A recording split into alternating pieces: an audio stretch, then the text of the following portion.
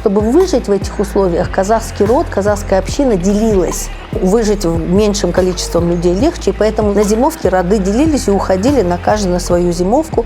Казахская зимовка – это особое место в системе казахских пастбищ сезонного кочевания, потому что зимовка – это, как правило, защищенное место от ветров, там хорошо снабжается водой, там находится стационарное жилище, там находятся посевы злаковых культур, которые выращивали здесь, в основном рожь, проса. И это было трудное время испытаний, время изоляции.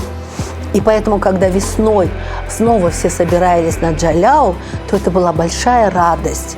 И в это время казахи начинали как бы проверять, кто как вышел из этого сложного периода зимы.